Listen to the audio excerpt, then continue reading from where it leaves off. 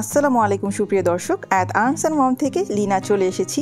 এতক্ষণে নিশ্চয়ই বুঝে গিয়েছেন আজকে কিসের রেসিপি দেখাতে যাচ্ছি। আর এমন লোভনীয় একটা রেসিপি দেখাতে যাচ্ছি যেটা কিন্তু আমাদের বাঙালিদের মোটামুটি সবারই খুব পছন্দ, চাপা শুটকির ভর্তা। আর তা যদি হয় ভুনা চাপা শুটকির ভর্তা তাহলে তো কোনো কথাই নেই।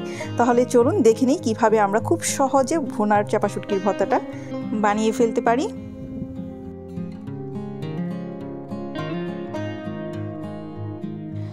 চাপা শুটকি ভর্তার জন্য আমি নিয়েছি 4টা বড় চাপা। এগুলোকে ভালো মতো ধুয়ে পরিষ্কার করে নিতে হবে। আর নিয়েছি পরিমাণ মতো শুকনা মরিচ, আপনারা যেমন ঝাল খান সেই পরিমাণে শুকনা মরিচ নিয়ে নেবেন। এখন শুকনা মরিচ আর চাপা শুটকি একসাথে পাটায় বেটে নিচ্ছি।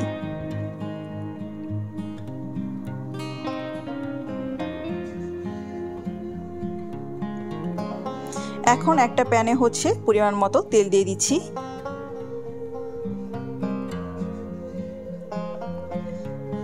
দিয়ে দিচ্ছি 1 বাটি পরিমাণে পেঁয়াজ। এখন পেঁয়াজটাকে ভালো করে একটু ভেজে নিতে হবে।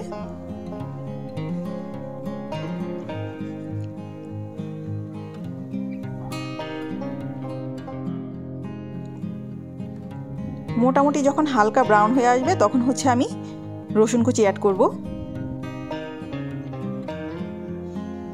এখন রসুন কুচিটা দেওয়ার পরে সামান্য একটু ভেজে নিতে হবে।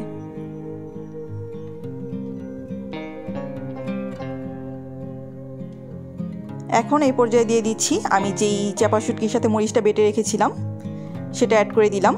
এখন এটাকে 3 থেকে 4 মিনিট একটু ভেজে নিতে হবে।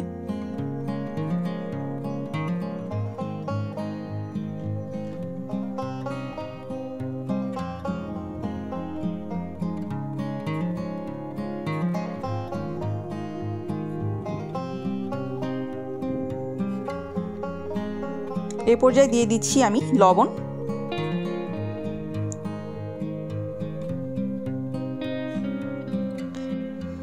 এখন সামান্য একটু পানি অ্যাড করে দিয়েছি, এর চেয়ে বেশি পানি দেওয়ার প্রয়োজন নেই।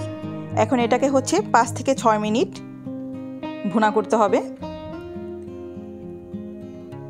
উপরে তেল ভাসা পর্যন্ত এটাকে ভুনতে হবে। আর কন্টিনিউয়াস নাড়ার উপরে রাখতে হবে যাতে ভর্তাটা প্যানে না লেগে যায়।